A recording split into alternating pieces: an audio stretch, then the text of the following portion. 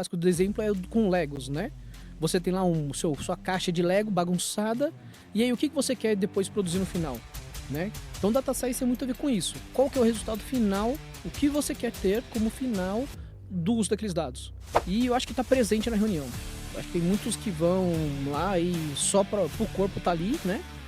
Fazer volume, né? Mas eu acho que se você foi chamado para a reunião, talvez é importante a sua contribuição.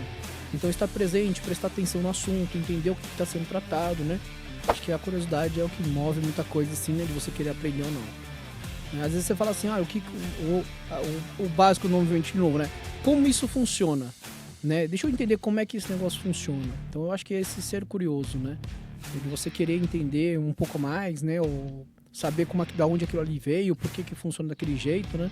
Eu acho que isso ajuda bastante. Né? No Aikido, como não tem uma competição, você não fala assim, olha, eu quero ganhar de X pessoa, né? Você não tem um oponente que você quer ganhar dele, né? Então isso muda um pouco a sua mentalidade ali, do que você quer como treino.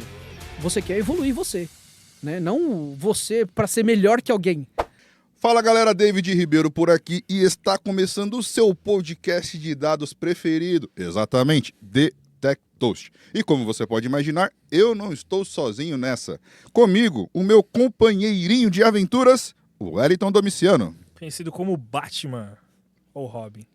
Cara, A gente precisa só combinar, se né? for o da carreta furacão, assim, cara. Boa noite, galera. Sejam bem-vindos a mais um episódio. Prazer enorme estar aqui com vocês. Mas isso ainda vai ficar melhor. Conta pra gente, David, quem está aqui com a gente hoje? Está com a gente hoje um dos convidados que eu tenho o maior prazer de gravar. Ele que foi meu professor e também minha inspiração profissional e que além de me ensinar muito como professor, também me ensina muito mesmo dentro do dia a dia, trabalhando na mesma empresa aqui, ó, TOTOS. Com vocês, Rafael Sakurai. Olá, pessoal, muito obrigado. Obrigado pelo convite. Estou muito feliz de estar aqui hoje para a gente conversar, bater esse papo, né? Vamos lá. Obrigado pela sua presença, professor. Repetindo, é um prazer enorme ter você por aqui com a gente. Fique à vontade. E antes da gente começar, quero falar para vocês, lembrar para vocês que The Tech Toast, além de tech, também tem o toast. O que isso significa? Uma das coisas que a gente valoriza muito aqui, meu amigo, são os brindes. É esse clima de amizade, aquele mesmo clima quando você vai no bar, toma uma breja com seus amigos, tá todo mundo conversando tranquilo, num ambiente seguro. Esse é um ambiente que a gente planeja promover com os nossos convidados. E os nossos convidados sempre escolhem aquilo que a gente vai beber. E hoje nós temos um dos brindes mais saudáveis de toda a nossa temporada. Professor, você escolheu tomar água com a gente durante esse episódio. Conta pra gente, por que água? A garganta tava zoada. Vamos manter na água por enquanto para hidratar. Importante. Boa. Então, pra gente começar o nosso bate-papo, um brinde à tecnologia. Um brinde aos dados. Isso aí.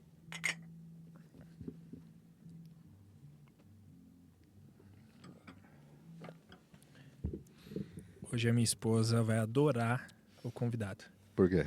que tá tomando água. Tem que hidratar, né, Senão cara? a gente emenda pra alguma outra coisa, né? É, Era pra chegar em casa às 10h30, 11 horas. E aí chega que horas? 3 da manhã. Esse é um papo muito bacana. É algo muito interessante. Mas não tão interessante quanto o nosso querido professor. Conta pra gente um pouquinho. Quando que começa essa tua jornada na área de tecnologia? Como professor, como profissional? O palco é teu, fica à vontade. Acho que começa quando faculdade, né? Fiz faculdade de Ciência da Computação, me formei já faz um tempo já, né?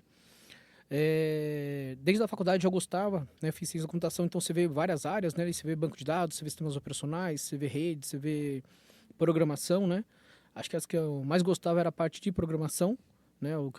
De todas as matérias que tinham disponíveis ali, acho que era a que eu achava mais interessante. Mas meu TCC foi sobre BI, né? Isso em 2005, que eu acho que nem tinha BI direito em 2005, né? Até era difícil de achar livro de referência na época. Então eu comecei aí mas eu comecei trabalhando como programação, né? Desenvolvimento de aplicações web. Depois eu fui fazer fiz uma pós em engenharia de componentes, fiz uma pós de um MBA em arquitetura de TI. E aí eu fui dar aula, né? Por isso que estão me chamando de professor, né?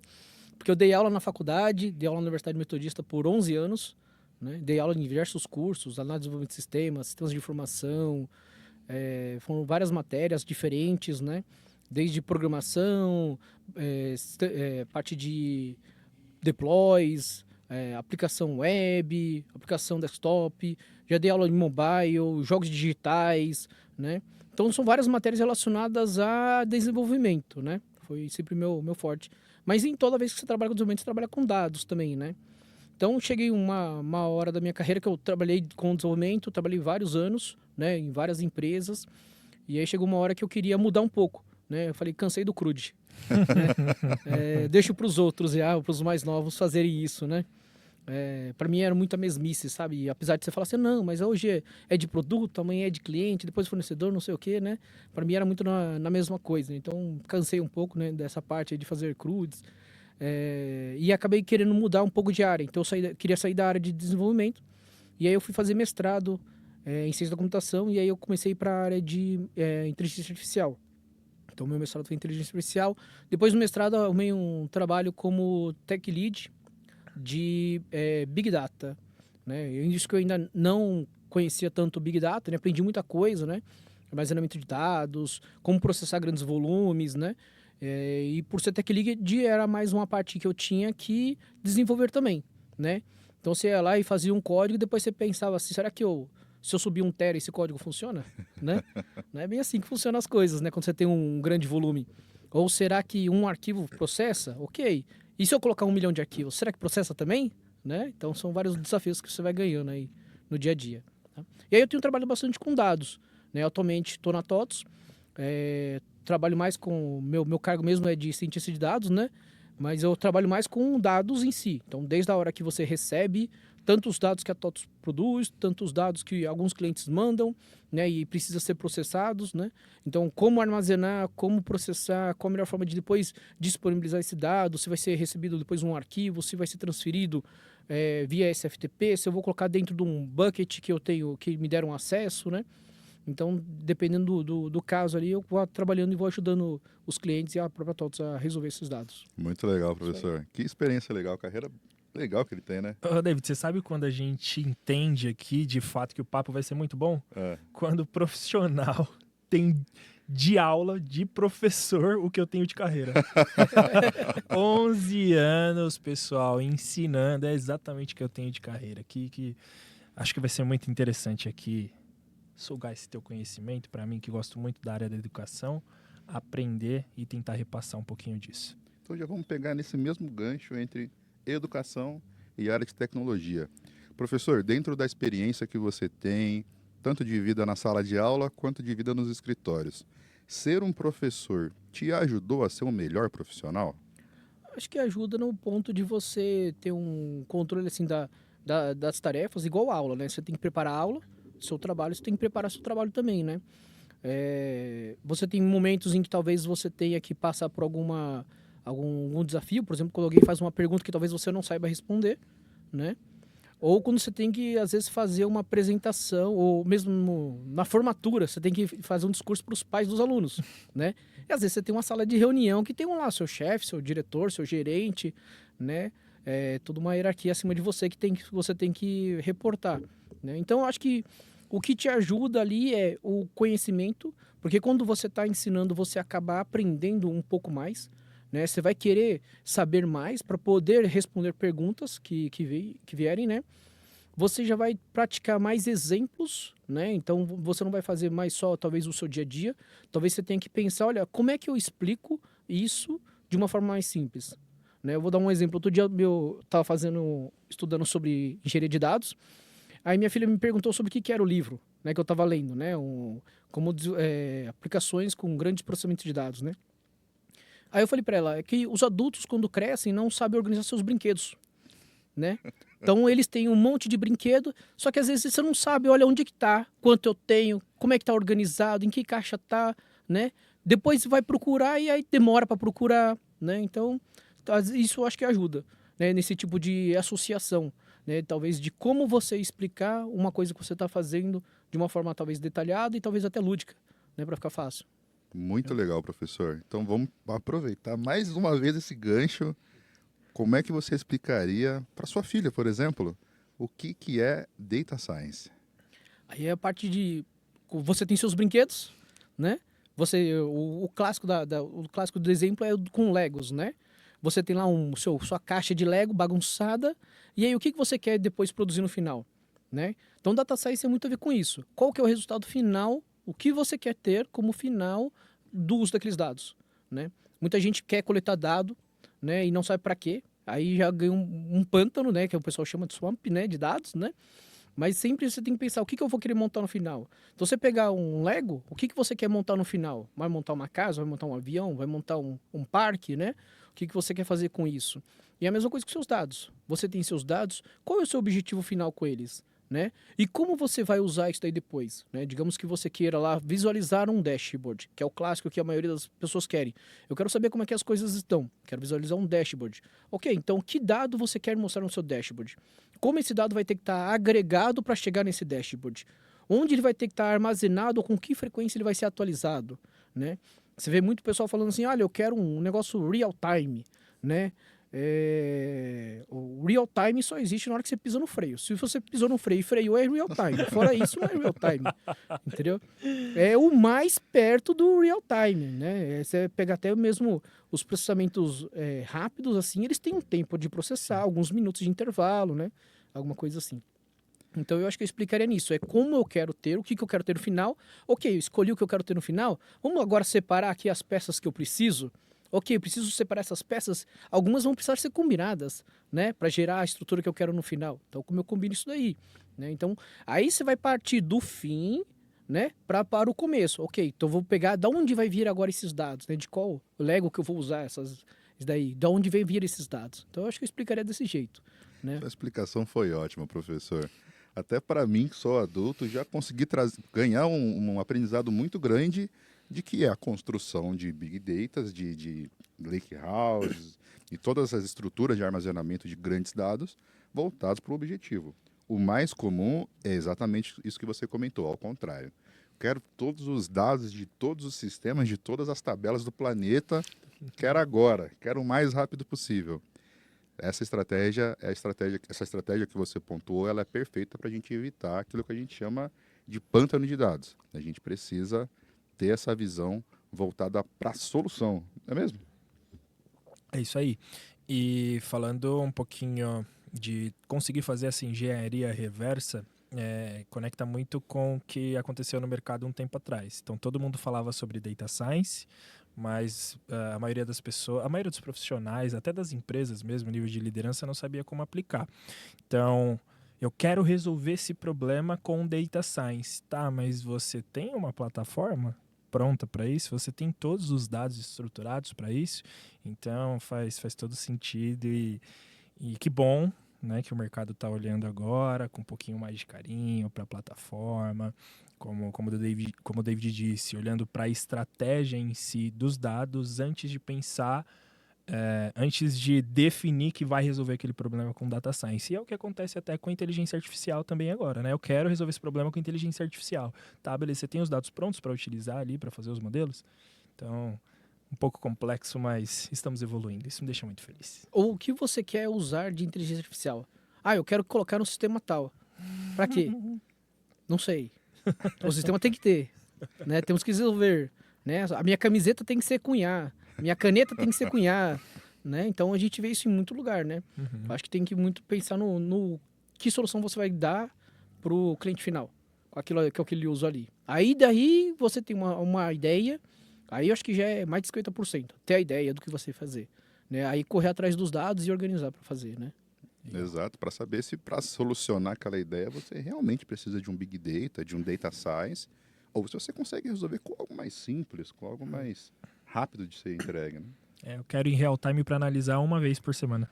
Sim, exato. É com que frequência você vai olhar aquele dado, né? Eu acho que em algumas situações, vamos pegar Black Friday, que há uma movimentação, há uma troca de preços ao longo do dia, né? Que faz sentido você ter o gasto. Porque qual que é o problema do real time? É caro, né? Você quer ter, mas você vai pagar por isso. Então ele é caro, né? Então, se você tem uma estratégia em que você quer fazer o uso e você quer acompanhar esse uso, em algum momento talvez você tenha que pagar esse preço, né? E talvez você realmente lucre com esse preço. Mas às vezes pensar, realmente eu precisaria ter isso? Ou será que poderia ser um D-1, D-2, D-30, né? Que às vezes você vai pagar muito menos no custo de armazenamento, no custo de processamento, no custo de disponibilização e vai te resultar o que você precisar no final, né? Concordo com você, professor. Concordo com você. Indo agora sobre essas evoluções de carreira, pegando, além de pegar um pouco da parte de Data Science, pegando também um pouco da parte de Tech Lead mesmo, que é a função que o senhor exerce. É muito comum de eu ver pessoas não sabendo muito a diferença entre o que uma pessoa precisa para ser um desenvolvedor sênior e quando que vira essa chavinha de que ela já está pronta para ser um Tech Lead. Dentro daquilo que você viveu e das experiências que você teve, o que você entende para a galera que hoje é um desenvolvedor sênior, quer se tornar um Tech Lead? Quais habilidades você entende que sejam relevantes para essa pessoa desenvolver? Legal. Acho que o sênior, ele parte de um ponto em que você já tem um grande conhecimento, às vezes do negócio, às vezes da linguagem de programação, das ferramentas que você vai usar no seu dia a dia, né, dos serviços que você tem disponível. Então você já tem uma bagagem, talvez até um histórico de como funciona, né? E aí eu acho que o importante é você, para virar um Tech Lead, eu acho que meio que você tem que ser a referência nesse ponto. Né? Falar assim, olha, ok, quando eu precisar de resolver esse problema, quem eu vou procurar? Né? Quando eu precisar de uma ajuda para revisar esse meu pull request, quem pode me ajudar? Né? Então você acaba tendo um papel um pouco a mais do sênior. Então, ou seja, você já sabe o suficiente para produzir sozinho e você já tem uma capacidade a mais de você poder orientar quem talvez não consiga ainda produzir sozinho, né? De direcionar qual vai ser os próximos passos para atingir o objetivo, né? Você sempre tem que pensar no final, qual que é o objetivo da empresa, né? Às vezes a gente fica muito focado, né? Eu falo por mim, né? Muito focado, olha, não, eu vou fazer o meu trampo aqui. Ah, pediram para eu fazer esse CRUD aqui, eu vou fazer esse CRUD. O que vai ser feito no final? Não sei, né? O pedido da pizza desse sabor vai ser entregue desse sabor, né? Mas eu acho que no final o que você tem que pensar muito não é, para que eu tenho que fazer isso? A pergunta básica é essa, né? Por quê? Né? Por que eu tenho que fazer isso? Para que eu vou fazer? Para que serve? Né? Como isso vai ser usado no final? Porque nós, às vezes, na hora só de fazer essas perguntas, você já vê se realmente isso vale a pena ou não. Se faz sentido ou não faz sentido. Né? Se do jeito que foi, talvez ali desenhado para ser feito, vai resolver o problema. Né? Às vezes não. Né? Então eu acho que o Tech Lead ele já começa a ver um pouco além. Né? Então ele já não se preocupa apenas em fazer. Ele se preocupa em fazer com qualidade, em resolver o problema, em qual é o objetivo final que aquilo ali vai trazer no contexto da empresa. Né? Fazer por fazer, um monte de gente faz. Né? Agora a gente vê até um monte de IA fazendo também pra gente. Né? Agora fazer, sabendo para que vai ser usado depois no final, que eu acho que muda um pouco. E aí o Tech Lead, o que muita gente às vezes não sabe é que você vai começar a participar de mais reuniões. Você vai ser mais requisitado. Então, ao longo do dia, você vai ser chamado várias vezes, né, por sua experiência, né, e às vezes você vai ser chamado para perguntar coisas, né, bem diferentes. Pessoas diferentes te procurando para resolver problemas diferentes, em contextos diferentes. E aí você tem que ter meio que um jogo de cintura, né, porque uma hora você vai estar falando de uma coisa A, numa outra hora você vai estar falando de uma coisa B, e você ainda tem as suas coisas para fazer. Né? Porque não é só conversar, você ainda tem as suas entregas, né, e tudo mais, né? Então tem um pouco desse jogo de cintura, tem que saber lidar com isso, né? Essa mudança de contexto, né? Falo pro pessoal, às vezes eu termino o dia, eu falei de 5, 6 coisas diferentes, né? No meu dia ainda tive que fazer o meu que eu ainda estava fazendo, né? Que ainda tinha que fazer, e fui resolvendo outros problemas, né? Aí também tem isso, né? A parte de resolução de problemas, normalmente os pepinos ficam para você, né? Quando tem algo que envolva cliente, algo que envolva uma certa urgência, né? Dependendo da necessidade, né? O Tech Lead é o responsável, né? Olha, mesmo que ele passe para outra pessoa fazer, né? Ele é meio que o responsável daquilo ali. Está sendo feito, o cliente está sendo atendido, a entrega está sendo feita, né? O que ele pode ajudar para resolver, né? Esse tipo de coisa. Tá?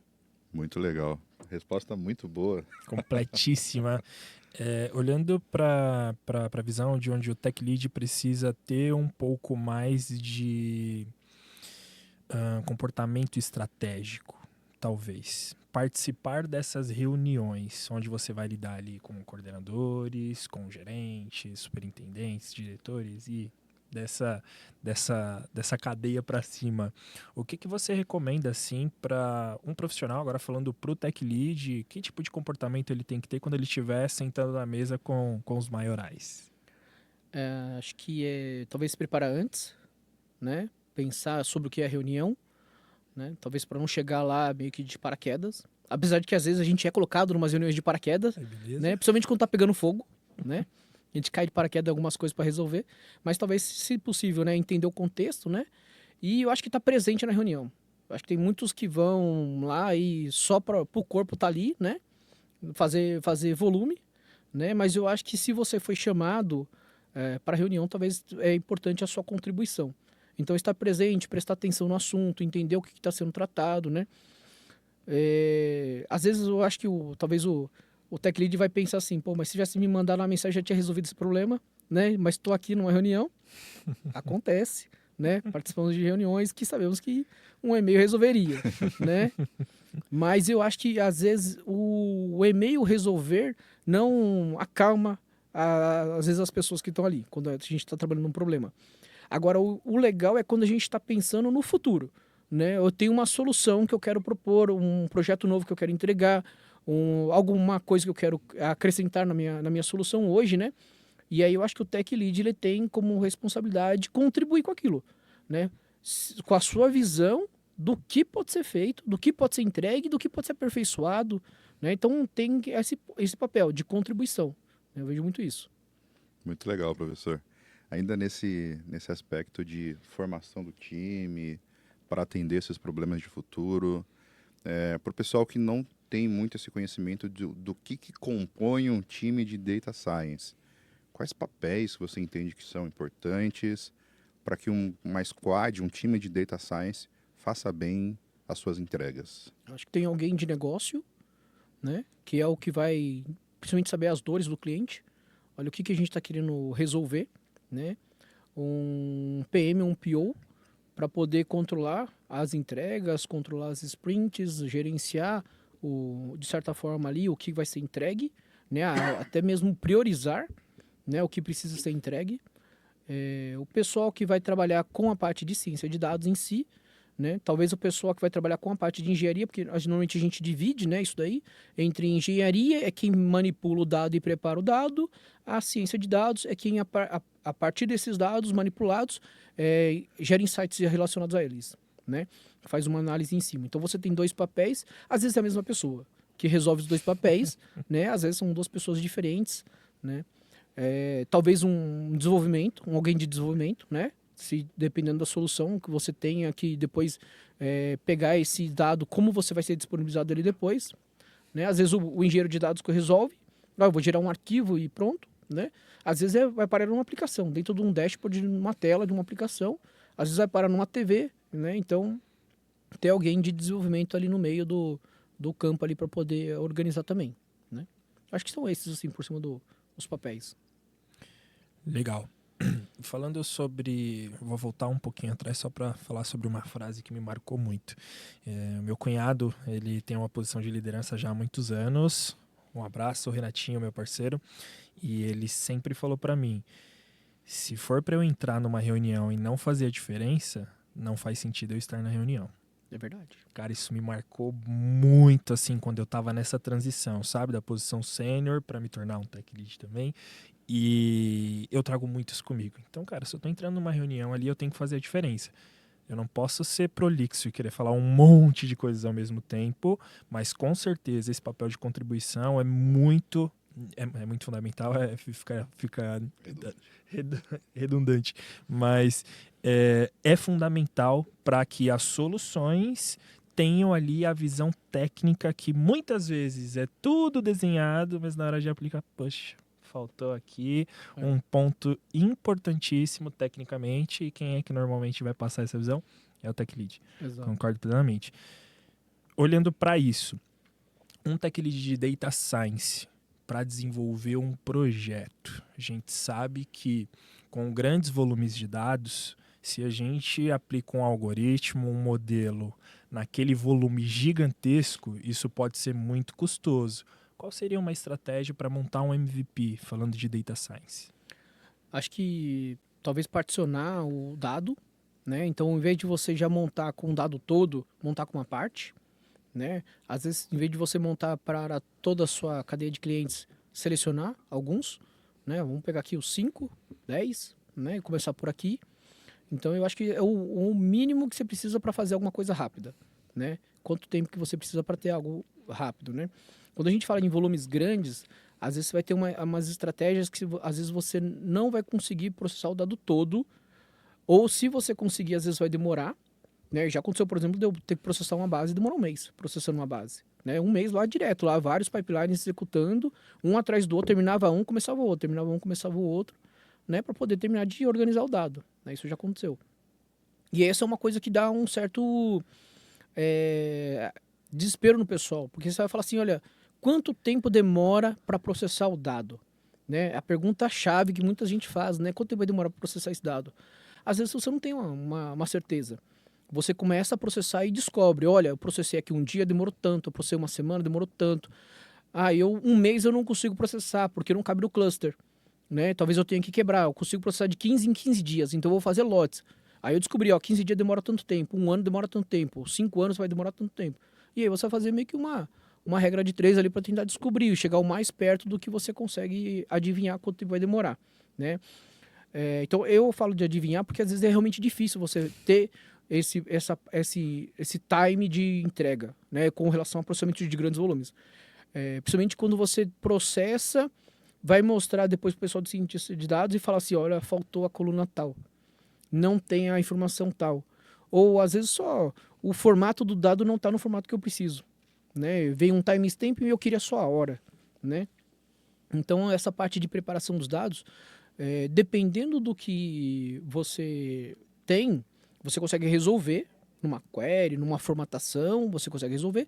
Dependendo, você não consegue resolver. Você tem que reprocessar, né? Para incluir mais aquela informação.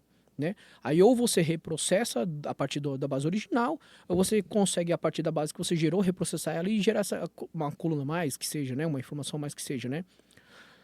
Então tem esse tempo todo de geração de dados. Né? Eu acho que é um trabalho que acaba demorando bastante tempo ali, nesse meio, quando a gente fala de grandes volumes. E aí uma coisa que eu acho super interessante, que eu não vejo muita gente usar, às vezes, será que eu preciso saber o número exato? Um valor exato? Será que um valor aproximado já não me resolveria? Né? Então, uma coisa que eu gosto bastante são cálculos aproximados. Né? Então, às vezes, um cálculo aproximado, olha, eu quero saber quanto faturou. Né? Uns reais a mais, a menos, para quem está olhando, dificilmente vai mudar muita coisa. Né? Principalmente quando você grandes volumes. Né? Eu estou falando de grandes volumes. Pouco, com certeza, faz muita diferença. Mas num grande volume, quantidade de views que teve no seu site. Se teve milhões e eu errei um 100 para mais, um 100 para menos, né? Não vai mudar. Né? Você sabe que teve um crescimento, porque você vai olhar um histórico e vai descobrir se teve um crescimento, se teve um decrescimento, o que aconteceu. Né? Então, dependendo do que você quer fazer, às vezes você não precisa do dado todo. Né? Então, um cálculo aproximado já te resolveria. E uma outra coisa que também que o pessoal, eu também acho difícil de ver por aí será que eu preciso de todos os dados? Ou uma amostra já me resolveria? Né? Então, digamos que você queira pegar aí 1 ano de dados. 1 ano de dados te dá teras. Né? E se eu, em vez de eu pegar esses teras, eu pegar uma amostra que seja diária, que seja por hora, que seja por semana, que seja por 15 dias, mês, uma amostra, né? E aí talvez você vai escolher a estratégia de como geração dessa amostra, se vai ser aleatória, se vai ser alguma informação que vai te dar essa daí. Sazonal, né? Exatamente, você vai ter uma forma de você escolher essa amostra. Mas será que às vezes eu pegar uma amostra e processar essa amostra já não me resolveria o que eu quero mostrar? Às vezes para um MVP funciona. É o que eu falei, às vezes você não precisa ter o dado todo. E às vezes até essa amostra você vai ajustar ela para te dar um valor bem aproximado do valor que seria real. Né? Principalmente quando você faz médias, né? Quando você faz médias, se você, dependendo do que você tem lá, você consegue uma amostra que te representa muito bem a amostra, a sua população como um todo. e aí fazer uma amostragem dela te dá um resultado mais rápido também. Tá? Então eu acho que seria isso. Legal. Excelente. Muito bom. Excelente. Professor, agora eu quero te pedir um conselho. Durante um momento não muito distante da minha carreira, eu fui um tech lead e eu tive muita dificuldade de motivar a galera que estava abaixo de mim. Tinha uns desenvolvedores que davam ali 120, 130%, tinham outros que davam ali uns 90, 85% de esforço. Você já passou por algo parecido? Que conselho você me daria para eu conseguir motivar, eu como tech lead, né? Conseguir motivar os desenvolvedores que estão trabalhando comigo? Próxima vez que você roubar uma pergunta minha, eu taco água na tua cara. Olha, eu acho que essa parte de motivar é difícil, né? Porque eu já trabalhei com pessoas que não querem evoluir. Olha, cheguei num ponto da minha carreira, o que eu tenho, o meu cargo é ótimo, meu salário já paga minhas contas, é o suficiente, sobra um pouco todo mês para mim. Daqui para frente, eu não preciso aumentar, né? Então, não preciso mudar o conhecimento, não quero aprender nada novo, eu quero só fazer isso. Eu gosto disso, já trabalhei com gente desse jeito, né? E eu já trabalhei com bastante gente que você quer aprender coisas novas todo dia, né? Então, você estuda para uma certificação, você estuda uma tecnologia nova, você pega, olha, estou numa versão tal, deixa eu já procurar sobre a nova versão daquela linguagem, daquela ferramenta, né? Então, tem perfis de pessoas, né? E eu acho que motivar é quem dá dá um certo trabalho, porque tem gente que não quer ser motivado, né? Tem gente que quer fazer aquilo ali. Não, eu falo assim, eu já passei dessa fase, já cansei, né?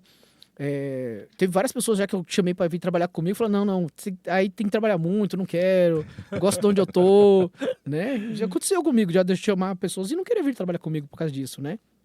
Eu tenho muitos desafios.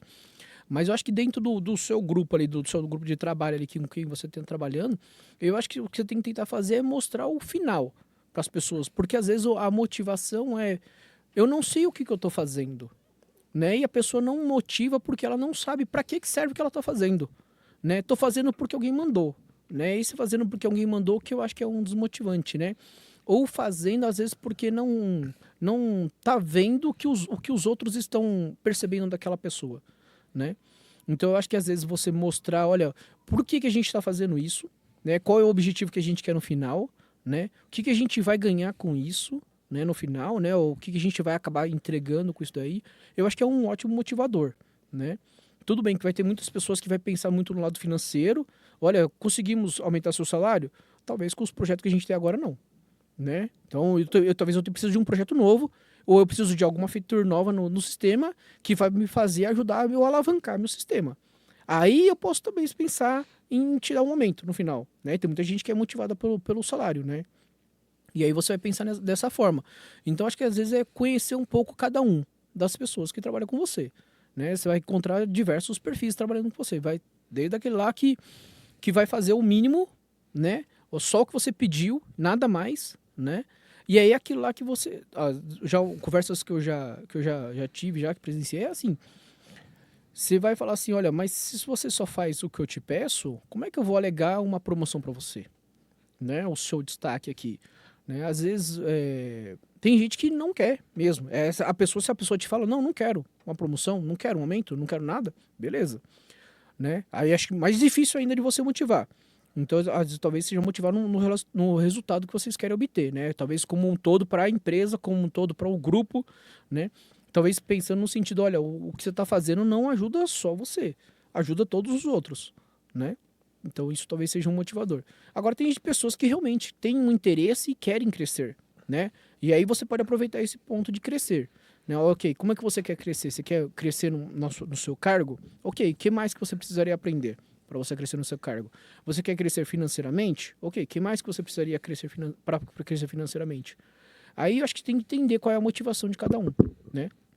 De forma geral, eu começaria mostrando qual é o resultado final que a gente quer obter, né? E como isso pode ser bom para todo mundo. Tá? Sabe o que é isso? Propósito. Sabendo o propósito, Sabendo o importância. propósito, as pessoas conseguem seguir ali a sua linha de raciocínio. E sabe quem tem muito propósito? Conta pra mim. A Pub Produções. Se você quer produzir o seu podcast, se você precisa de um estúdio para alavancar a produção do teu produto, que pode ser um podcast ou um ensaio da sua banda, ou a gravação de uma música, de um videoclipe, conte com a Pub Produções. É o melhor lugar para você tirar a sua ideia do papel e entregar o seu produto de uma maneira fantástica. Concorda, David? Eu concordo, eu tô impressionado com a qualidade desse merchan, cara. Gostou? É um profissional, cara. Vou contratar você pra trabalhar na Polishop. Louco. O que vende na Polishop? Tô perdido. Não, o que vende hoje em dia, assim? Deve ter uns robôs meio maluco de 3 mil reais. Aqueles negócios que Que ficam tremendo a barriga do cara, ele fica paradinho aqui, treme a barriga, ele emagrece. Ai. Eu vou contribuir um pouquinho nesse assunto, e o que você comentou faz total sentido. Às vezes as pessoas não estão no mesmo propósito que você, não estão na mesma pegada de entregar mais valor, porque às vezes não, ser promovido é ótimo, ter reconhecimento é ótimo, mas às vezes para você entregar um produto diferente já é um propósito muito bacana e nem sempre o time está na mesma pegada.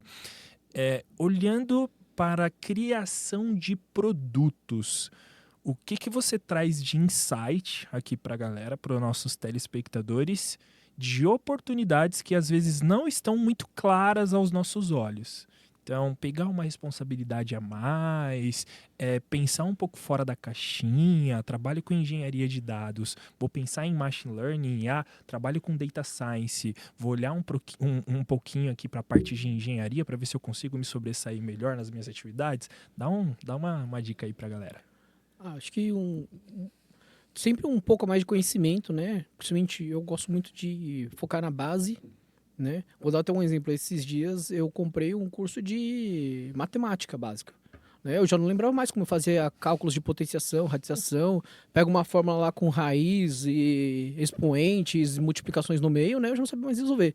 Né? Então eu estou fazendo um curso para relembrar toda essa parte de matemática básica, que aí depois vem a parte de cálculo, que eu quero refazer um curso de cálculo, né? Legal. Mas eu acho que sem a base não se dá, o avançado, né? Então às vezes acho que a base já ajuda muita coisa. Então vamos pegar assim, a pessoa que trabalha com cientista de dados, né? Talvez vai entender um pouquinho mais sobre o banco de dados. Como é que meu dado vai ser armazenado naquele banco de dados, né? Ou será que se eu usar 2 bancos de dados para resolver problemas diferentes, o mesmo dado vai estar armazenado em 2 bancos de dados diferentes? Talvez eu não consiga resolver de uma forma melhor uma coisa ou de uma forma melhor outra coisa, né? Dependendo de como você vai querer acessar aquele dado. Às vezes você quer precisar de um negócio rápido, você coloca uma parte do dado no redis. Às vezes você não precisa de um negócio tão rápido, você coloca isso daí em disco, né? Então depende da estratégia que você vai ter ali. Talvez o cientista de dados não queira saber isso, porque ele vai pensar, ok, eu bato aqui uma query, ou eu pego o meu pipeline aqui, conecto nesse arquivo, na forma onde está o dado e eu pego dali, né? Mas às vezes você conhecer um pouco a mais te ajuda a você entender como aquele dado foi preparado para estar naquele formato. Ou às vezes você pode dar sugestões, né, de como você preparar aquele dado para o seu uso depois, porque você sabe o que vai usar, né? Principalmente o cientista de dados, ele sabe como ele vai usar, né? Vou pegar aqui, por exemplo, um relatório que tem um filtro lá de data. Pô, se eu deixar meu dado particionado por data, ele já me resolve um pedação.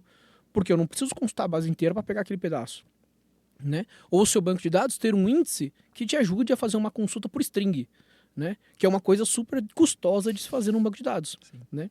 Só que nem todo mundo tem esse interesse. Muitas vezes você está assim relacionado ao seu, né? Olha, o meu hoje talvez você já aprendeu o algoritmo X novo que foi lançado semana passada, né? Então talvez seja essa vibe da pessoa, né? Estar sempre atualizada. Né? Eu acho que talvez você tenha que ir para frente olhando para trás. Então você vai dar um passo para frente. Agora deixa eu melhorar alguma coisa, né? Eu vou dar um exemplo. Uma coisa que eu estou querendo aprender é Bash, né? Quem gosta de ficar mexendo num terminal e fazer shell script, né? O pessoal que trabalha com parte de engenharia de dados usa muito isso. Manipulação de dados. Pega um arquivo, às vezes você tem um arquivo de gigas. Aí você fala, nossa, eu não consigo abrir aqui, não tenho nenhum editor de texto que abre. Abre o terminal e manda lá contar as linhas. Às vezes você só quer contar as linhas. Às vezes você quer ver umas linhas, eu quero ver as 10 primeiras só para ver como é que tá o formato, né? Então, um mínimo ali é você saber manipular aquele dado, né? Então você ganha um outro conhecimento. Então eu acho que isso também serve para pessoa de machine learning também, né? Eu acho que de machine learning uma coisa que eu acho bem legal, que eu acho difícil é o pessoal de machine learning entender, olha, ok, terminei meu modelo, e agora, como é que eu ponho isso aqui em produção? né? Como é que eu faço o deploy disso? Como é que eu faço o versionamento disso? Como é que eu sei o que mudou dessa versão para essa outra versão? Da versão 1 para 2, né? A linhagem dos dados, né? A gente fala bastante de linhagem dos dados, né? Como é que eu sei as versões, o model lineal, a versão do modelo, né? Com quais alterações ele sofreu, né?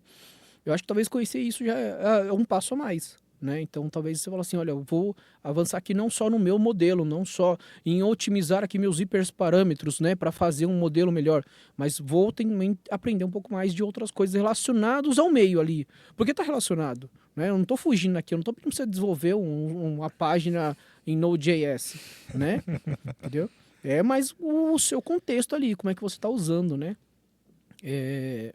Eu acho que é isso. Então, quem está relacionado ali, talvez ver o que está por trás, né? Ou, por exemplo, até aprender uma linguagem de programação. Se a pessoa só trabalha com ciência de dados, vou dar um exemplo fictício aqui, mas ela faz tudo no SQL, né? Ela só tem uma ferramenta na caixinha de ferramenta delas, né? Então ela só vai fazer o quê? Se ela tiver uma chave lá, ela só vai conseguir apertar aquela chave. Um dia que ela precisar de um martelo para bater alguma coisa, ela não tem, né?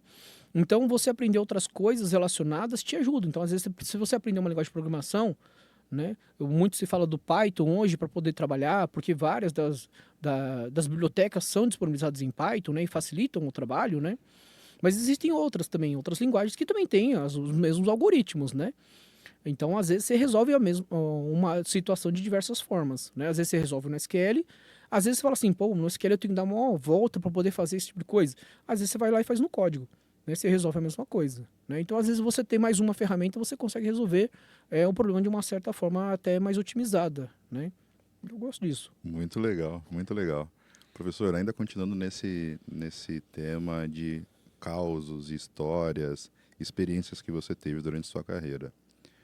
Conta pra gente algum projeto que você fez e que foi muito desafiador, que exigiu algum tipo de conhecimento ou que trouxe algum problema, mas algum projeto que no meio do projeto você pensou, puxa, eu acho que não vai dar, mas de alguma forma conseguiu entregar.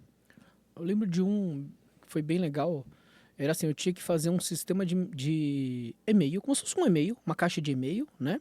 Só que eu não podia usar um serviço de e-mail, não podia liberar, por exemplo, um e-mail mesmo, né? Uma conta, arroba, não sei o quê, né? Não tinha. Era dentro da aplicação. Dentro da aplicação você tinha uma forma de trocar conversas ali, né? Isso foi até na faculdade. Então, os alunos poderiam mandar mensagem para os professores, os coordenadores podiam mandar mensagem para todos os alunos que estão abaixo dele, né? E aí eu tinha uma limitação. Olha, todas as pessoas que vão usar têm 10 GB no banco para isso, entendeu? 20 mil pessoas usando, você tem que gastar no máximo 10 GB. Né? Então foi uma época que eu brinco que eu escovava bit.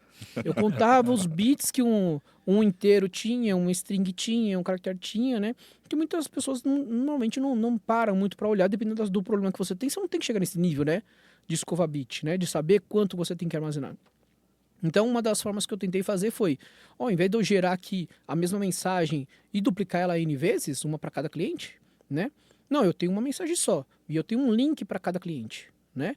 Cada cliente que está acessando, né? Aí cada cliente, quando exclui a mensagem, eu só excluo o link. A mensagem continua lá. Quando o último excluir, aí eu apago a mensagem do banco, né? E isso dava um controle bem legal, porque quando a pessoa excluía a mensagem, eu diminuía realmente o espaço que ela estava ocupando, né? Mas a mensagem em si, ela continuava lá, ela não era alterada, né? A mensagem era imutável, né? E ela só era excluída mesmo, na verdade, exclusão lógica, né?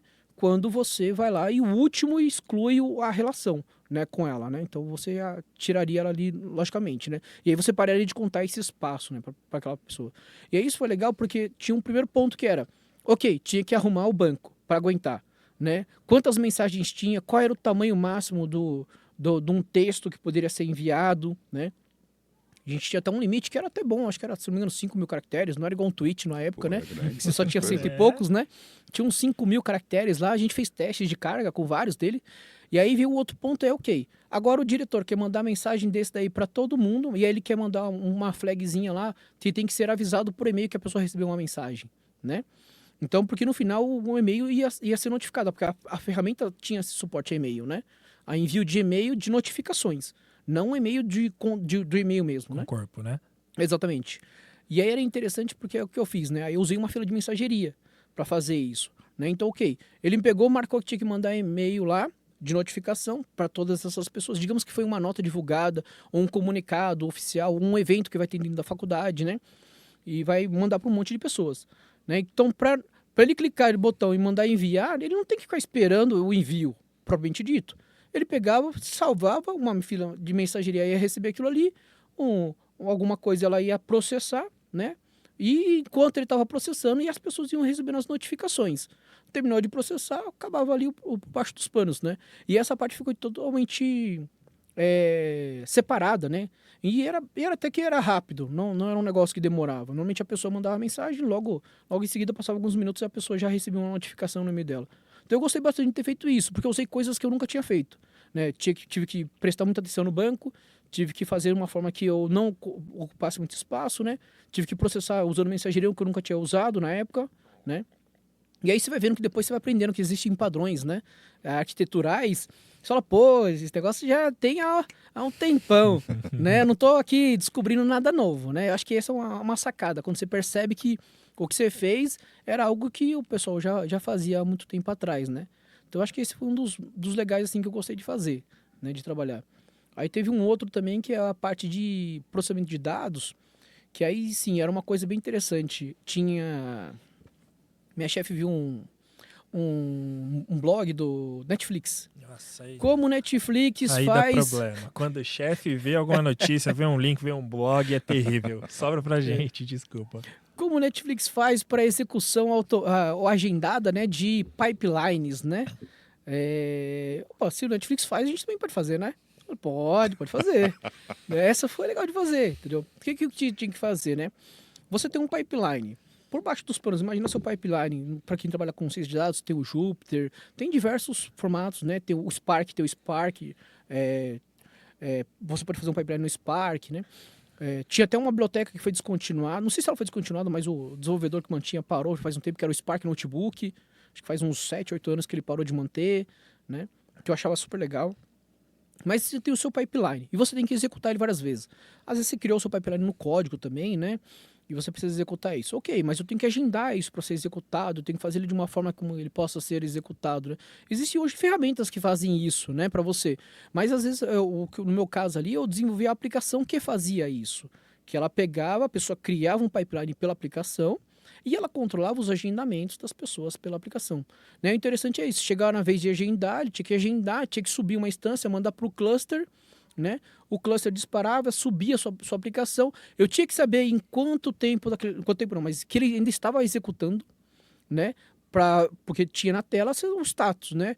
Em que momento tá? Olha, tá aguardando, tá numa fila, porque você pega um cluster, normalmente os clusters têm fila, né? De processamento, a não ser que você pague muito para não ter fila para nada, né? Mas normalmente você tem uma fila, você manda lá, ele entra na fila do cluster, depois ele entra para processar, e eu tinha esse controle de status, que eu tinha que ficar pingando lá, e via o próprio código, né? Ele tinha que ficar descobrindo como é que estava a execução, para o usuário ir sabendo, olha, em que fase do seu pipeline está até ele finalizar. Ou se ele deu erro, né? Tem que mostrar que deu erro, qual foi o log que deu erro e tudo mais, né? Então esse foi acho que um interessante foi por causa disso, né? Porque uma situação em que você vê ela assim, olha, se o outro está fazendo, eu também posso fazer, né? E uma coisa que muitas vezes a gente pensa assim, pô, mas é o Netflix fazendo, né? Bom, mas tem coisas que o Netflix faz e eles deixam um open source para qualquer um copiar, né? Ou usar a biblioteca, né? Melhor assim dizer, né? Usar na biblioteca deles, né? E tem coisas que eles fazem que eles divulgam no blog e você fala assim, pô, se eles fazem, eu também posso fazer. Talvez não preciso fazer na mesma escala deles, né? Posso fazer uma versão talvez mais simples, né? Mas eu consigo fazer também uma coisa assim. E aí eu acho que dá uma inspiração, porque você sabe que é possível fazer, né? Então, se já é o que eu falo do problema, né? Você já sabe mais da metade do problema. Agora só vai lá e resolve, né? Entendeu? Que às vezes dá um trabalho, mas às vezes esse trabalho é o desafio que você tem, né? Para fazer. Sim. E o avanço da cloud traz essa facilidade para nós, né? Beleza, eu não vou precisar contratar milhões de servidores para fazer na escala da Netflix, mas eu posso começar com uma máquina pequenininha ali, fazendo meu MVP, entendendo se realmente ele resolve o problema. Voltando um pouquinho no que você comentou sobre os 10 gigas, provavelmente por conta de custo essa decisão, certo? Não, é porque não tinha mais espaço em disco Ah, mesmo. não tinha espaço em Não era cloud nem nada, era uma máquina mesmo. Era uma máquina É. mesmo, mas assim, para comprar uma outra máquina, provavelmente teria um custo que não poderia... Antigamente existia uma época que não tinha cloud, tá, pessoal? A gente comprava as máquinas, às vezes você tinha que esperar importar, 3 meses. demorava, pra chegar o nem o servidor. Papai Noel trazia aquilo ali no Natal, entendeu? Demorava. Aí às vezes comprava e comprava com recurso a menos ainda, falou, poxa vida, eu não pedi com tal coisa, você pediu, por que você comprou metade, né? Então tinha uma época que as coisas andavam mais devagar. Tinha o CPD dentro da empresa, né? É engraçado que depois quando eu mudei para a última empresa aí, que é a Tail, e depois ela foi comprada pela TOTOS, né? Quando eu cheguei na Tail não tinha servidor. Tinha um que era o da porta, que era o da biometria da porta. Era a única máquina que tinha. E era um computadorzinho lá da Apple, lá, que ficava lá escondido no meio do rack. Né? Era o único servidor que tinha na empresa. Todo o resto era nuvem. Né? Que legal. E esse foi bem estranho pra mim, porque eu era acostumado a entrar no CPD, pegar um pendrive e espetar lá, porque eu não tinha acesso remoto, espetar o pendrive lá pra fazer um deploy, né? Olha só. Numa aplicação. Então, e aí quando eu fui mudar pra isso daí, pô, tem um acesso remoto aqui, eu não preciso mais ir no servidor. Ele falou, nem o servidor tá aqui mais, né? Entendeu? Mudança de chave, né? Então é legal essa parte, né? Sim, o que eu ia perguntar era justamente esse avanço tecnológico. Você está trabalhando bastante tempo já com nuvem. FinOps, quanto é importante isso para as companhias, ter atenção ali, você falou enfileiramento de mensagens para o cluster processar ali, não colocar um monte de máquina, vários clusters de uma vez só, para ter um controle ali de custo. Que dica, qual a tua visão sobre FinOps, o controle ali no detalhe, qual a diferença isso faz para as empresas? O normal é você olhar todo dia os gastos, né, que você tem, né? Aí eu vejo 2 pontos que eu acho que é importante. Você tem uma solução X, né? Que digamos que você vai acabar de colocar em produção. Então você tem que ir liberando o recurso conforme você vai necessitando. Muitas coisas a gente consegue ir acompanhando, né? Mas eu acho que a decisão de quais serviços da nuvem usar, que é o que vai impactar no seu custo final. Né? Fala assim, olha, eu tenho isso daqui. Será que eu precisava armazenar nesse banco de dados aqui, que vai me custar tanto? Ou será que eu poderia pegar esse mesmo dado, armazenar nesse outro banco de dados aqui, que me custa talvez metade? Ou será que se eu armazenar em disco, já não me resolve a mesma coisa? Gerar um arquivo para quê? Colocar no disco e deixar ali, quando eu precisar eu vou lá e pego ele e processo? Né? Esse tipo de decisão, ou quais serviços eu tenho ali disponíveis, a gente tem um monte. Né? Quais você realmente precisa para atender ali, aí é a sua escolha, como engenheiro, como arquiteto de nuvem, né? Pensando no custo final. Você foi lá e fez suas escolhas, e escolheu lá alguma coisa lá e tudo mais, está usando, está pagando o seu custo lá, mas aí o outro ponto de atenção ok, será que eu poderia economizar? Né? Agora que minha solução está estável, né, já está rodando, posso fazer alguma coisa que eu economizaria? Né, esse recurso? Será que eu posso... Talvez esse meu cluster que está com tantas máquinas, será que ele funcionaria se eu tirasse algumas máquinas dele? Porque às vezes você percebe que o cluster, às vezes você fala assim, olha, eu vou começar com 50 máquinas. Aí você começa a olhar a ociosidade do cluster, você vê, olha, em alguns momentos do dia ele fica ocioso. Pode ser que em alguns momentos ele tenha um pico, né? Mas será que se eu tirar um pouco aqui da nuvem, dos recursos, né? Eu consigo processar a mesma coisa que eu estava precisando num dia antes, só que talvez demorando um pouquinho mais, mas atendendo o prazo que eu precisava atender, né? E aí economizando dinheiro. Então eu passei o ano inteiro, por exemplo, fazendo isso, né? Ou esse arquivo aqui, será que eu precisava desse arquivo, as 5 versões de backup dele, né? Às vezes você não precisa de tudo isso. Às vezes se você tivesse uma só, 2, 3, né? Para ter certeza, né? Já te resolveria. Né? Mas será que eu preciso de tudo isso daqui? O backup da imagem, né? Da máquina. Quantas versões de backup da imagem eu vou precisar ter? Né? Então, alguns controles você acaba fazendo para poder economizar. Né? A gente fala bastante lá que o cartão de crédito nosso não é ilimitado. Né? O nosso é bem definido e tem que ficar ali para baixo, né? Do que pode ser usado. Né? Um outro exemplo que a gente fez recentemente, a gente estava... tinha uma aplicação nossa que começou a reduzir o consumo dela, né? e a gente tinha nas nuvens você pode contratar o serviço por um certo período de tempo. Então você fala, olha, eu vou usar esse recurso por 3 anos, e eu já quero pagar, ou quero ter um desconto para poder usar, porque eu vou te garantir que eu vou usar os 3 anos. Se eu não usar os 3 anos, eu te pago a diferença, né? As nuvens fornecem esse tipo de coisa, né? E aí a gente teve um que recentemente a gente expirou, né? E a gente foi renovar. E antes de renovar, a gente foi dar uma olhada. Como é que tá o consumo, né? Será que eu precisava de todas essas máquinas? E a gente resolveu tirar algumas. Porque a gente acabou juntando um pouco dos dados, né? Eram máquinas com Redis, né? Então eram máquinas grandes, né? Tinha tera de memória. Então você fala assim, que máquina você tem aí que você acessa que tem 1 tera na memória, né? Quanto custa a brincadeira do tera na memória?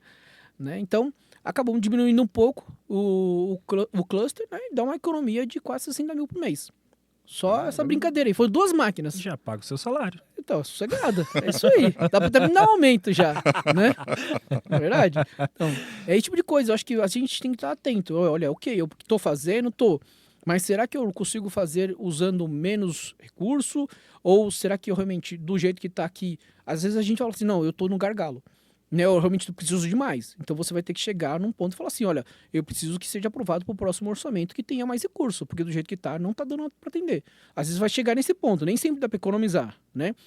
Porque no final todo mundo quer atender os clientes, quer vender mais, quer ter mais coisas. No final você acaba gastando mais, né? Todo mundo quer isso daí, faturar mais, gastar mais, né? Para poder ter mais faturamento, né? Então às vezes você chega nesse trade-off de que realmente precisa investir para poder disponibilizar mais, mas às vezes a gente precisa economizar, porque o que tem lá não está sendo usado, né? Entendeu? Exatamente. Professor, normalmente a gente aqui de tecnologia acaba tendo bastante contato com coisas de outros países, até mesmo para a gente estudar e pegar inspirações de coisas que já acontecem lá e que ainda não aconteceram no Brasil. A gente sabe que, infelizmente, no nosso país tem uma defasagem ali, as coisas demoram um pouquinho para chegar aqui. Dentro do que você tem estudado, daquilo que você tem visto que está acontecendo em outros países e que tem te impressionado, o que você acha que pode ser uma futura tendência, a tecnologia nova que está chegando, metodologia nova, coisa que já funciona lá fora e que você acha que seria muito bem aplicado se fosse feito aqui no Brasil também? Acho que a parte do IA generativa está sendo usado muito, né? E está sendo muito falado sobre isso. Você vê aí as explosões aí de novas, né, ferramentas, novos LLMs, né, que fornecem esse tipo de serviço. E eu acho que tem muitas empresas que estão querendo adotar isso, né? Então o que eu vejo é nesse ponto de LLMs serem usadas para resolver algum problema, ou para trabalhar com a parte de texto, ou para trabalhar com a parte de geração de imagem, né? Para automatizar um certo trabalho, né? Ou para facilitar um certo trabalho, né? Então eu acho que esse ponto eu acho que é interessante, né, de usar. Mas você vê assim, acho que talvez tem que ver um passo as empresas, né? Será que eu estou preparado para isso? Acho que é isso também, né? Eu acho que seria interessante, mas às vezes a empresa ainda não está no ponto de chegar e falar assim, olha, eu quero isso, ok, preciso disso. Às vezes não precisa, né? Precisa de um passo antes ainda, para depois chegar nisso, né? Então, mas eu acho que vale a pena, pelo menos aprender, entender como é que funciona, né? Principalmente não por ser moda, né? Mas por ser algo que você vê um uso prático no dia a dia, né? Que nem a gente fala assim, uns anos atrás, você pensar os chats, não sei se chega a ser IAs com chats, mas quando você entra num site, ele tem aquele pop-upzinho lá que abre e você pode fazer uma pergunta, né? A gente vê que isso ainda é muito limitado, mas 10 anos atrás nem tinha, né? E ele atende muita coisa, você vê cobranças automáticas feitas por IA, né? A pessoa liga e faz a cobrança, né? A pessoa não, a IA, né? No caso, liga e faz uma cobrança, né? Você vê esse tipo de coisa já funcionando, que 10 anos atrás não tinha, né? Agora, esses de chat, eu acho que ainda tem muita evolução para fazer. Tem muitas limitações, né? É muito engraçado, porque eu até falo pro pessoal, olha, quando você abre um chat, ele te começa a dar alternativas. 1, tal coisa, 2, tal coisa. Eu falei, ó, eu aprendi isso no primeiro semestre da faculdade, né? Primeiro semestre, quando você vai brincar com o terminal, você faz um menu e um chat daquele ali. Sim. Talvez você não faça no WhatsApp, porque na época que eu fiz a faculdade não tinha WhatsApp, né? Mas é uma coisa bem simples de fazer, um monte de condicional ali no meio que vai te estruturar. Agora, quando você passa daquele ponto, né? Ou normalmente os chats hoje que tem, né? O que eles fazem? Eles te redirecionam para uma pessoa quando ele não consegue te atender, né? Muitos conseguem resolver o problema e eu acho que é aí tá a economia das empresas, né? Às vezes o chat mesmo resolve. Ó, você quer agendar um serviço, você conseguindo interagir nas opções lá, você agenda e pronto, né? Funciona bem. Às vezes você vai chegar num ponto que ele vai te direcionar para uma pessoa. Mas eu acho que está chegando num ponto em que você vai querer tentar explorar mais antes de chegar na pessoa, né? E eu não sei se... Eu, pelo menos, assim, não sou muito fã de ficar falando com o chat, tá? Eu não gosto de ficar conversando. Você faz uma pergunta, aí ele vai você fazer outra pergunta, fale de outra forma, né? Eu já gosto de falar com o atendente, né? Comigo a mesma Eu sou bem coisa. assim. Mas eu acho que a exploração de algumas coisas vão te ajudar. Vou dar um exemplo. Tem muitos que têm um contexto, eles pegam um contexto, a própria IA, né? Pega um contexto, analisa e te responde com base naquele contexto. Não é respostas fechadas, né? Mas respostas a partir de contextos. Então, se você pega um conjunto de dados histórico, traz, dá para IA e fala assim, olha, agora, pega esse contexto e tenta responder com esse contexto. E aí sim, talvez ela vai te dar uma resposta melhor, né? Que se você não conseguir se satisfazer com aquela resposta, aí sim, você vai para um próximo passo, que é falar com uma pessoa, né? Show de bola. Eu sou do time chat. Eu gosto de resolver as coisas assim mais rápido e tal. Eu vou fazer um lobby aqui. PUC, por favor, melhorem o chat de vocês. Eu sei que eu atrasei o boleto e eu quero deixar em dia. Eu tô tentando, eu ligo. E aí dá um direcionamento, fale nesse WhatsApp. Aí Que eu entro. caloteiro, Eu cara. mando mensagem lá no WhatsApp. É que eu sou ruim de data. Mandei mensagem no WhatsApp, agora ligue nesse número. Aí eu ligo o número. Não, mas aqui a gente não atende essa solicitação. Aqui a gente não atende caloteiro. Tem algum problema? Além de mim, tem algum problema aí, pô, que me ajuda, pelo amor de Deus. A minha esposa me pergunta todos os dias se eu já resolvi esse problema. Vocês estão causando problema no meu relacionamento. Brincadeiras à parte, tem alguns fluxos assim que realmente a gente já percebe que a experiência do cliente, toda a jornada já foi mapeada, e isso eu acho sensacional, mas tem algumas coisas que podem melhorar ali, como a gente comentou. Essa interação com o usuário, falando ali de data science, pensando numa entrega diferente ali de ponta, algo que possa trazer uma solução para o usuário final hoje da TOTVS, o que você enxerga que poderia ser uma oportunidade? Pode ser dentro da TOTVS ou de alguma outra empresa que você tenha uma visão assim de negócio e fala, poxa, se fosse dessa forma, talvez me atenderia melhor ou pudesse trazer ali algo além do que é proposto hoje nessa solução, nesse produto. Tá. É que eu acho que a TOTVS tem muitas soluções, né? Ela tem para tudo quanto é coisa que você procurar, tem solução dela, né? O mercado dela é muito grande, né? Mas eu vou tentar responder de uma forma talvez meio mais genérica, assim, que possa ser útil para qualquer coisa, né?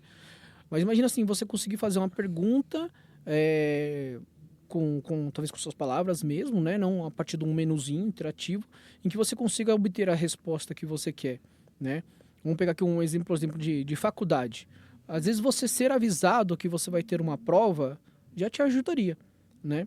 Já ajudaria o final do cliente final. Fala assim, olha, talvez você recebeu um WhatsApp, olha, só para lembrar, né? Daqui 2 dias você tem a prova tal, né? Na sala tal, com o professor tal, né? Já te dá um complemento de informações. Talvez você pensar assim, por exemplo, num estabelecimento, numa loja de mercado de bairro. Você avisar, olha, daqui 5 dias seu estoque acaba do produto tal. Será que não seria bom você já comprar mais, né? E talvez indicar o fornecedor? Com esse fornecedor aqui, parece que tá com um preço bom, né?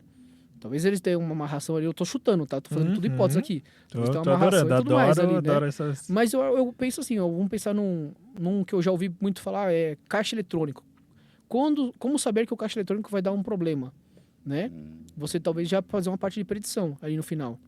De você já estar preparado para falar, olha, de tanto e tanto tempo aquilo ali vai dar um problema e vou ter que ir lá resolver, né? Então você já ter métricas que resolvam isso. Vamos pegar num carro. Você pegar um carro, você sabe que normalmente você vê as revisões, né? Hoje já são bem tabeladas, né? Revisões de tantos quilômetros, você vai ter tal coisa, né? Mas tem muita parte de componentes eletrônicos que poderiam ser analisados no sentido de talvez registrar um log de uso. Né? Opa, seu freio do jeito que você está pisando, talvez a sua revisão vai ser um pouco antes ou vai ser um pouco depois. Né? O seu freio tem uma durabilidade X num uso tal, né, que talvez vai ter que ser ou postergado ou adiantado. Né? Então tem muita coisa disso. Tem montadoras que pegam um defeito no carro que você entregou na concessionária e descobre qual foi a máquina que apertou e quanto ela deu de torque naquele parafuso, por exemplo, né? Se foi aquilo ali que causou um defeito. Ou numa determinada peça para definir um recall. Né? Então eu acho que muito pensando no final como você facilita a vida do usuário final. Né? Eu quero te dar um serviço que vai ser algo que vai te ajudar. Né? Não vai ser simplesmente uma mensagem que você simplesmente vai ignorar. Né? Como é que eu posso te dar algo que te ajude no seu dia a dia? Né? Eu penso muito assim, né? Algo que vai servir realmente para algum contexto, né? na vida da pessoa ali. Né? Que nem uma coisa que eu brincava na faculdade, eu falava assim, olha, a gente precisa fazer um exercício, o tema é meio livre. Né? Tem que fazer uma aplicação web. Né? Quando eu dei aula de matéria de web, né? Desenvolvimento web. Você tem que fazer uma aplicação web. O tema é livre, escolhe o tema que você quiser. Né? Agora eu dou minha sugestão. Faça algo que resolva alguma coisa no seu dia ou no seu trabalho. Né? O que você pode escolher o assunto que você quiser. Né? Mas resolva alguma coisa. Né? E aí eu lembro que teve um aluno que ele fez uma coisa bem simples. Ele fez um catálogo de músicas, não lembro se era de música ou se era de filmes, vinculado ao trailer. Então ele pegou o trailer lá do YouTube, pegou o embedded daquilo ali, colocou na aplicação dele, então ele via lá o catálogo dele e ele já conseguia dar o play, né? E ele foi numa entrevista, levou aquilo ali, mostrou e foi contratado. Ele não precisou nem fazer prova, prática, nem nada, né? Ele simplesmente levou um projeto e foi contratado. Então eu tentava usar assim na aula também, falar assim, olha, faça algo que vai ser útil para você no dia a dia, né? Tem coisas que a gente vê assim, aluno que, vamos pensar assim, o Google. Google surgiu do quê? De um TCC. Né? Ele fez um algoritmo lá de pesquisa, de busca, né? Aí você fala, mas por que o pessoal aqui também não pode fazer a mesma coisa? Fazer um TCC e do TCC virar uma empresa, né? Aí o que eu tento fazer sempre com o pessoal, pelo menos os que orientavam, era assim, olha, pensa numa coisa, uma resolução de problema, né? No seu dia a dia, alguma dor que você vê, né? Então tinha algumas coisas bem legais que saíam, mas aí o próximo passo, aí já não sou mais eu que tomo, né? São eles que tomam, né? O que você vai fazer com isso depois, né? Aí você vai escolher o seu futuro aí, né? Se vai virar só um trabalho ou se a partir disso vira uma oportunidade de você ganhar mais dinheiro com isso, depende da pessoa. Exato. Que presente de resposta, hein, meu amigo? Sim. Rapaz, olha, se eu fosse uma empresa, eu pegaria cada segundo dessa resposta para já trazer economia para cima e para baixo. Concordo. E como não podia faltar presentes, Pô. a presença do professor é um presente para a gente também. E a gente está muito feliz com isso. E por isso, professor, queremos te presentear por você ter aceitado participar. Nosso papo não está acabando, ainda falta coisa para falar. Mas eu já quero te entregar um presente, professor. Por você ter vindo, por você ter aceitado o nosso convite. Obrigado. Por favor, abra. Faça as honras. Faça as honras. O que o senhor acha que é esse objeto que está na sua mão, professor? Tá com cara de suporte de celular? Ah! Não acredito. Primeiro O primeiro convidado que acertou que é... Sabe por quê? É uma pessoa que tá tomando água. Não é uma pessoa que toma cerveja. Porque quem toma cerveja pensa que é um abridor. Então, o natural das pessoas é isso, galera. Aprendam. Brincadeira, por conta do formato. Exato. Muita gente, quando pega esse tipo esse objeto, né? Eles acham que é um abridor de garrafa. Sim. Ah, chegar em casa, já vou abrir minha cerveja, já vou colocar isso daí. Muito bom, muito obrigado. Imagina. Uma canequinha, ó. Espero que você goste do presente, de coração. A IoT. Percebi que nas suas respostas trouxe vários exemplos ali conectado com inteligência das coisas. Curte? O que você gosta? O que você tem na sua casa? Conta pra gente. Olha, atualmente eu não tenho nada, assim, muita coisa em casa, né? Eu falar nada é fogo, né? Porque eu tenho algumas coisas em casa. Uma época eu gostava bastante, né? Tinha uma época que teve uma vibe boa, né? O pessoal, todo mundo falava, né? Então eu tenho Arduino, eu tenho acho que uns 3 em casa, Raspberry Pi eu tenho em casa, tenho o robô feito com Arduino, né? E o mais legal é você pegar um que não tenha código nele, não tenha programa nenhum, porque se você pegar o Arduino ele vem vazio, né? Você que tem que fazer todo o programa e colocar nele, né? Então eu gosto nesse sentido, porque ele é bem prático, você faz e vê, né? Alguma coisa ali acontecendo, né? Mesmo que seja, vou fazer aqui uma luz piscar, um LED piscar, né? O basiquinho, né? Até me lembra na aula de eletrônica, que eu tive na faculdade de eletrônica, né? Era no primeiro semestre, então você tinha lá um protoboard, você tinha que ligar os... Não tinha Arduino, eram uns outros chips menores, né?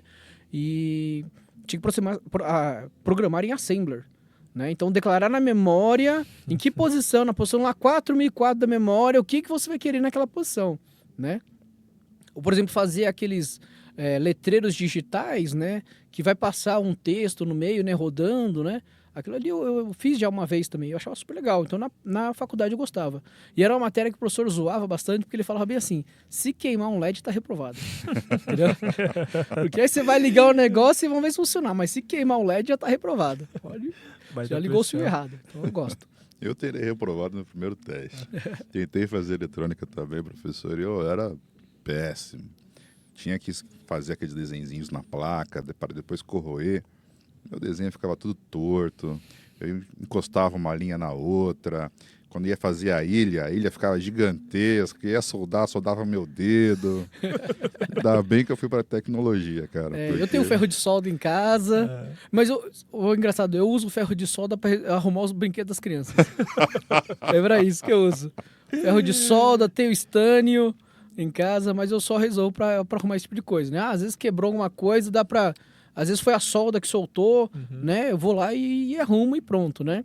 Alguns brinquedos mais simples. Agora, dependendo do que for, eu já não mexo mais, não. Falo, já era, não tem mais jeito. Não tem mais conserto. Mas é uma coisa que eu gosto, assim. Só não faço mais ultimamente. Ultimamente eu não tenho mexido tanto, né?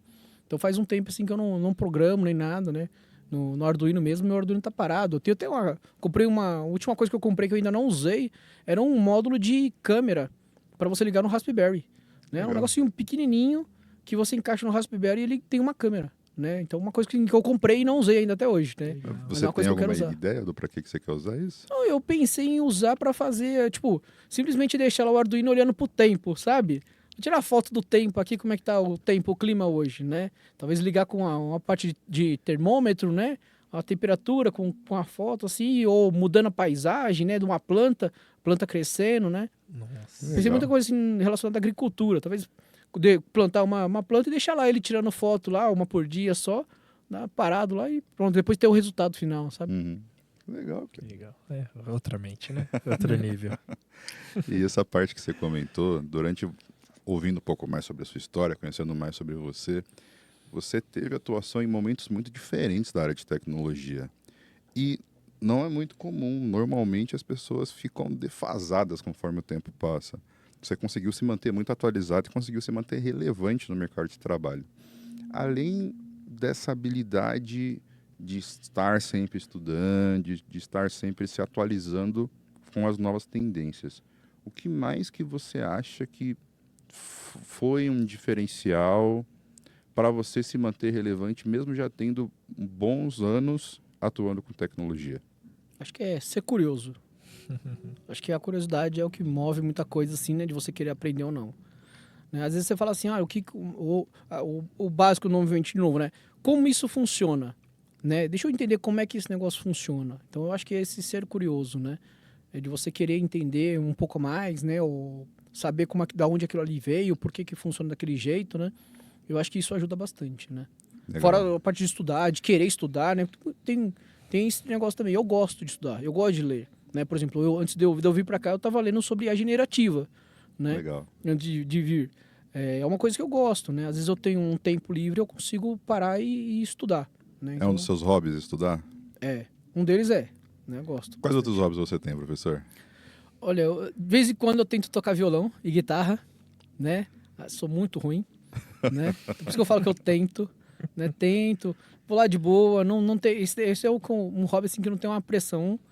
Um outro que eu gosto de vez em quando de fazer é desenhar, né? Gosto de desenhar também paisagem, Tem um estilo de desenho que chama o Scratch, que é um rascunho mesmo, né?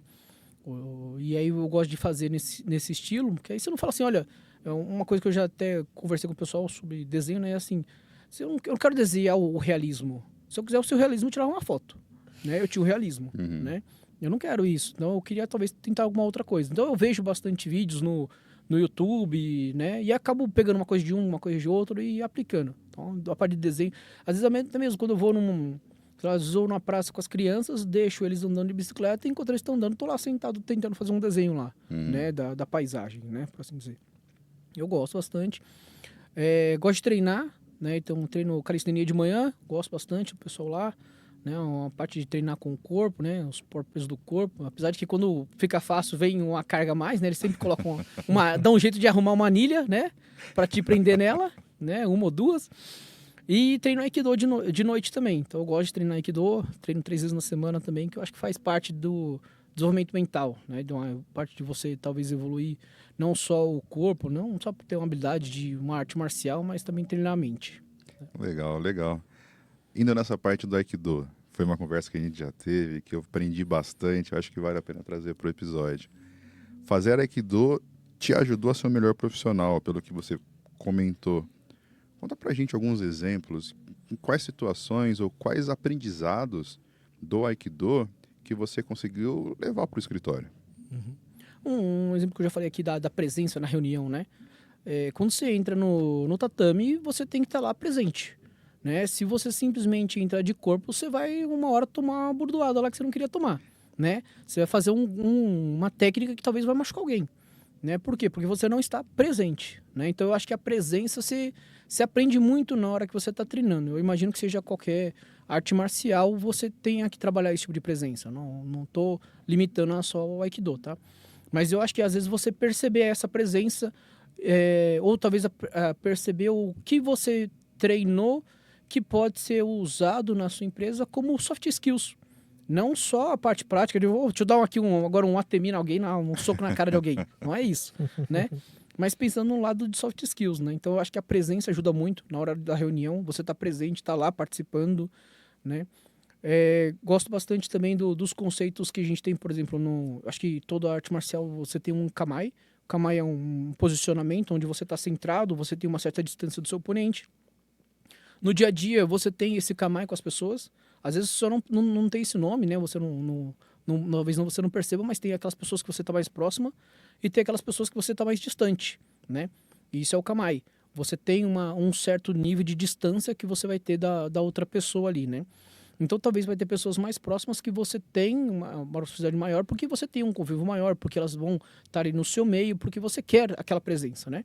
E vai ter pessoas que você vai querer mais distante de você, que provavelmente vão ser aquelas pessoas que vão te dar mais trabalho, ou aquelas que você também não tem tanta interação, né? Então a gente vê o kamae sendo usado para isso. E aí o kamae tem uma outra coisa interessante, que o kamae é você centrado, né? Então eu imagino que jiu-jitsu, muay thai, kung fu, karatê, judô, qualquer arte marcial que você queira aí, talvez outras aí que eu não falei também, né? Você tem esse kamae de distância aí, né? Que é o momento que você está centrado, o momento que você está numa posição em que você, se alguém te fizer uma pergunta, você consegue responder, né? Então esse é talvez um estilo de concentração também, né? Você está ali no seu kamae, numa reunião, em que se alguém te fazer uma pergunta, você é capaz de responder aquela pergunta com uma resposta objetiva, né? Não só dar uma volta toda e não responder uma pergunta, né? Dar uma floreada toda e no final você não responde. Então, eu acho que tem muito disso, de você saber ali a habilidade que você tem ali. Aí agora um exemplo assim que eu já comentei, que eu acho interessante, eu vou falar de um que é o Atemi. Atemi é um soco, né? Você dá um soco, um chute, isso é um Atemi no Aikido, né? E normalmente você dá um soco para começar, porque o Aikido, ele é uma arte marcial de defesa, né? Então normalmente você não começa uma briga, você não vai lá dar o primeiro chute, o primeiro soco, né? Mas você vai se defender dessa situação. Então você aprende a dar um chute e um soco para poder aprender a treinar a defesa, né? Mas durante a técnica, você tá lá concentrado fazendo, né? Mas se você... Já aconteceu comigo. Eu tava no final do treino, cansado já, né? 1h30 já de treino, lá já tava cansado. E aí no final do treino, eu tava atacando e ataquei meio de qualquer jeito, né? Então eu fui lá, dei um soco, mas vai lá, termina aí o que você tem que fazer, né? Nesse sentido. E aí o meu amigo que estava fazendo a técnica, ele que estava exercitando a técnica, né? Ele percebeu, né, que eu já estava cansado e que eu já não estava mais naquela concentração toda, né? Então, no meio da técnica, ele parou e fez como se ele fosse dar uma porrada na minha cara, né? Então, ele pegou e parou, assim, bem perto da minha cara, assim, né? E falou, ele tá desconcentrado. Aí ele levantou aí do dedo, você tá desconcentrado, né? Aí eu só virei e falei, obrigado. Porque eu realmente eu já tava no final do treino, eu já tava meio cansado, né?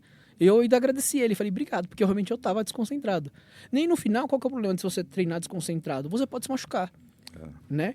Eu posso machucar ele, porque eu posso dar um soco que realmente vai acertar ele, né? E eu não quero acertar ele e machucar ele, né? Então pode acontecer, ou de eu machucar ou dele me machucar, né? Então, isso, vamos pensar no seu dia a dia do trabalho, né? O que é um ATM no trabalho? É quando você toma uma chamada de atenção, né? Aconteceu uma vez que pediram para eu fazer uma avaliação numa base lá, uma avaliação estatística, né? E eu aprendi estatística, acho que em 2003, 2004. Eu já não lembrava direito como eu avaliava se uma amostragem estava certa ou não, e não uma amostragem que tinha bastante variáveis nela, né? Fui lá e fiz, né? E no final do dia apresentei, estava errado. Aí minha chefe falou, olha, tá errado. Eu quero que você faça isso, isso, isso. Anotei exatamente o que ela pediu, né? Outro dia eu peguei, passei o dia inteiro fazendo, né? Porque dava um certo trabalho, tinha várias consultas que tinha que fazer diferente naquela base para descobrir se estava dando o valor certo, né? Terminou o final do dia, teve de novo a dele, eu fui lá mostrar os resultados, ela falou, tá errado ainda. Não foi isso que eu pedi pra você fazer, né? Eu preciso saber se a base é estatisticamente válida para ser usada ou não, né? Aí terminou a segunda reunião, né? Não, tá bom, eu anotei de novo, procurar exatamente aquilo ali, né, no Google, como é que fazia, né? Aí terminou a reunião, minha chefe veio e falou, posso falar com você um minuto? Claro. Aí ela pegou, o que tá acontecendo?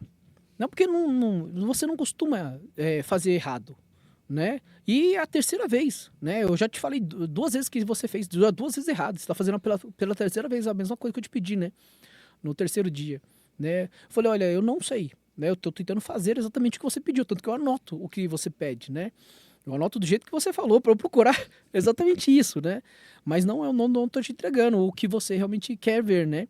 E aí ela pegou, parou e me explicou pela terceira vez. Olha, eu preciso que você faça isso. No resultado final eu quero isso, que me mostre se funciona ou não vai funcionar, né? Estatisticamente vai funcionar ou não vai funcionar aquela base, né?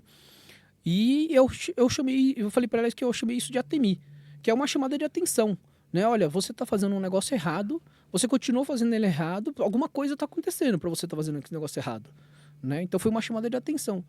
E é uma coisa que para mim eu acho super importante. Se eu tô fazendo um negócio errado, eu falo que eu fiz errado. Eu não tenho nenhum problema de assumir um erro, né? E o que eu quero é sempre fazer certo, né? Mas se eu faço errado, eu assumo que eu fiz errado e vou resolver. Sim. Eu vou corrigir, né? Então eu acho que é uma coisa que você aprende no treino. Vamos pegar aqui agora, voltando agora pro Aikido. No Aikido, como não tem uma competição, você não fala assim, olha, eu quero ganhar de X pessoa.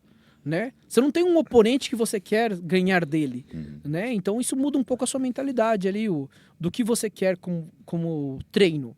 Você quer evoluir você, né? Não você para ser melhor que alguém, né? Você quer ser melhor. Eu falo pro pessoal assim, eu quero ser melhor do que eu era ontem, né? É isso. Eu não preciso ser melhor que ninguém aqui, mesmo porque a gente treina de uma forma que você vê a pessoa fazendo errado, você dá um toque, olha, essa aqui, talvez esse movimento, se você fizesse assim, treina ou testa assim para ver o que você acha. Às vezes a pessoa mexe um pouco e ela já percebe que ela fez uma coisa melhor, né? Então isso eu acho super legal, de você prestar atenção nesse seu treino, nessa sua chamada de atenção que você recebe por fazer algo errado, né? Tem muita gente que não gosta de ser chamada atenção, né? Muita gente, eu entendo que existem N situações, N tipos de pessoas, mas tem muita gente que não gosta de receber uma cobrança, né? Mas eu acho que tem muitas formas de se falar ou de se cobrar, né? Mas eu acho que tem a parte de evolução pessoal, né? Eu penso do seguinte sentido: se a pessoa parou para te explicar que o que você fez está errado, ela está querendo te ajudar a você fazer certo, é porque ela quer que você melhore também, né? Então, eu vejo muitas assim que vão simplesmente te cobrar. Olha, não, você fez errado e resolve aí, né? E aí então tem esse lado. Agora no lado que eu vejo, assim, que eu treino não. Olha, eu tô querendo te ajudar a você também subir, né? você tá fazendo errado, eu posso te dar essa sugestão que talvez você treine testando, se você quiser, você vai melhorar. Né? Então eu gosto para mim, porque para mim normalmente tende a melhorar. Né? Então eu tendo a aprender a evoluir com esse tipo de coisa. Né? E aí eu acho que muito também, um último ponto aqui que eu acho legal, quando você treina qualquer arte marcial, tem muita gente que se foca muito na faixa, na cor da faixa, né? Que é coisa do ocidental, porque no Oriente não tem, né? É o branco e preto só e pronto, né?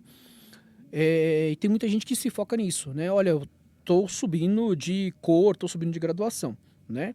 Vamos pensar assim no cargo, né? É igual subir de cargo, né? Olha, ok, já sei tudo que o branco sabe, eu mudei de cor, fui pro amarelo. No Aikido é amarelo depois do branco, né? Agora já sei tudo que é amarelo, eu vou pro roxo, né? Então, ou seja, às vezes a pessoa pensa só na faixa, como sentido, opa, sou faixa roxa, sou faixa verde, sou faixa tal coisa, né? Mas o que eu vejo muito é o seguinte, ok, eu já sei tudo isso aqui, né? Isso tudo foi o que aprendi. Agora que eu tô aqui, eu tenho que mostrar que eu sei, né? Igual o cargo. Se eu tô nesse cargo, eu tenho que mostrar que eu sei, né? Não é simplesmente, olha, tô aqui de cair de paraquedas, né? Opa, ou alguém me colocou nesse cargo. Não, se eu tô aqui é porque eu cheguei até aqui. Né? Eu cheguei até aqui porque eu tive um esforço todo de estar aqui treinando para chegar nesse ponto aqui que eu tô. Né? Então eu vejo muito esse ponto não é a faixa, é o caminhar para você chegar na faixa, que é o do Aikido. Né? O do, no final, é de caminhar. Né? Se você pegar do Judô também, é o caminho, né? Então, eu acho que é mais você aproveitar o caminhar do que o final, de onde você quer chegar. Né? O final você vai chegar lá. Faça o seu bem feito, faça direito, né? Se comprometa com aquilo, evolua naquilo, que o final vai vir. Né? Agora o caminhar acho que é o mais legal de todos. Né? Caramba! Prometeu nada. Entregou uma tudo. filosofia de vida. Puxa, sensacional, já sensacional. quero começar a fazer Aikido. Como apaixonado por arte marcial, mas um dia eu chego lá numa arte marcial mais tranquila, mais pra defesa pessoal, porque minha parada hoje é dar porrada, é boxe, Muay Thai. Mas, Quem cara, engana quem, cara? faz todo sentido. Mas se você pegar o seu treino, você acha coisas ali que você faz que fala assim, ok, isso daqui eu consigo aplicar Sim. no meu trabalho. Como um soft skill, eu também consigo fazer a mesma coisa. Você no Muay Thai, você tem um Kamai. Você tem uma posição ali que você vai estar no boxe também. Se você ficar muito perto ou muito longe, se você estiver longe, você não acerta. Se você estiver ficando muito perto, você toma uma. Sim. Né? Então você tá ali. É igual você lutar boxe de olho fechado. Você não luta boxe de olho fechado, né? Primeira coisa que você fala assim, eu tô aqui apanhando, o seu técnico vai falar, é porque você tá com o olho fechado. Abre o olho e olha, Sim, né? Verdade. Então é a mesma coisa que você fala assim, deixa eu ver agora, não o problema. Olha, eu tenho um problema aqui, não é o problema que você tem que ver, é o todo, né? Então é a mesma coisa do boxe ali, de tomar um monte de porrada e não ver de onde veio o soco, né? É porque você não tá vendo o todo. Você tá vendo uma coisa só que é o soco, né? O Sim. problema, né? O posicionamento até pra você dar um golpe não é simplesmente a força, né? A gente sabe do boxe ali, muito da força vai do posicionamento ali das costas, de você jogar todo o impulso do seu corpo para que você tenha mais força. Mesma coisa o Muay Thai. Então a forma com que você posiciona o seu pé para dar o próximo golpe também precisa estar de acordo ali com o primeiro movimento que você fez. Não, você foi falando aí, eu fui viajando aqui. Não, porque às vezes Pode a ter força certeza vem que do tem. pé, né? Exatamente. Da onde ela começa, ela não começa do braço, porque o braço é fraco, a sua perna que é forte. É isso. Então a movimentação da perna vale muito mais do que às vezes a movimentação do braço, né? Perfeito. Aulas. Aulas. O cara é professor, ele continua dando aulas. Não é à toa, né? Eu digo que um professor bom, ele dá aula sobre qualquer assunto. E acho que ficou claro aqui. Tivemos aulas sobre Aikido, tivemos aulas sobre IoT, tivemos aulas sobre... Ser um Tech Lead, Sobre o que mais? sobre Data Science. Meu Deus, é um verdadeiro MBA de 1h20. É um presente esse episódio. Muito bom, muito bom. Muito grato por todo esse ensinamento. Exatamente. Professor, novamente, obrigado por ter aceitado o nosso convite. Muito bom conversar contigo, muito bom te receber aqui. Para a galera que te assistiu, que quer continuar tendo contato contigo, que quer continuar conhecendo mais sobre tuas rotinas, teu dia a dia e quem é você, fala para o pessoal quais são suas redes sociais, onde é que o pessoal te encontra. Olha, eu acho que pode ou mandar um e-mail, né? O rafasakurai@gmail.com. Pode me procurar mandar uma mensagem no X, o antigo Twitter, né? Que tem um lá também. Eu acho que é mais esses dois hoje em dia só. LinkedIn? LinkedIn também, é verdade. Tem o LinkedIn também. Pode mandar lá, eu respondo pelo LinkedIn também, né? Tem até umas 2 pessoas que eu costumo orientar. Às vezes vem me perguntar, olha, o que eu estudo, tal coisa assim. E aí eu costumo acompanhar, né? Eu peço, ó, vai talvez estudar tal coisa. E eu passo uns 2, 3 meses, eu pergunto, e aí, como é que tá? Legal. Né? Eu gosto de tipo de acompanhamento. Vou dar até um exemplo. Tem um marido de uma amiga minha, advogado.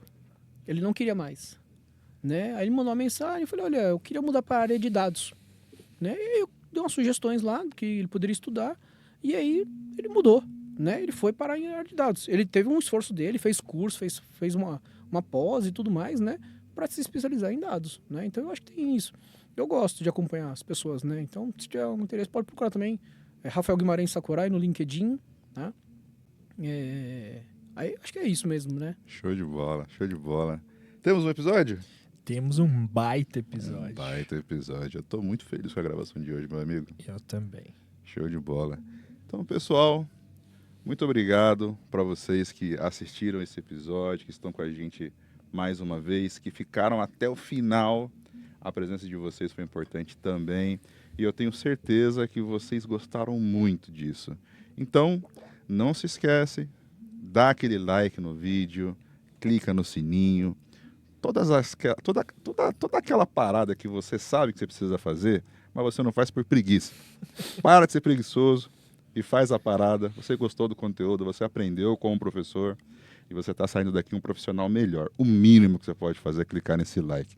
Para de ser sem vergonha. Não faça igual certas pessoas que não pagam seus boletos e colocam a culpa no chat. Cumpra com as suas dívidas e dê o like nesse vídeo. E é assim, com esse tom de cobrança totalmente amistosa, que eu quero encerrar mais um episódio do seu podcast de dados favorito. Detectoast. Vamos encerrar com um brinde? Com certeza. Um brinde à tecnologia. Um brinde aos dados.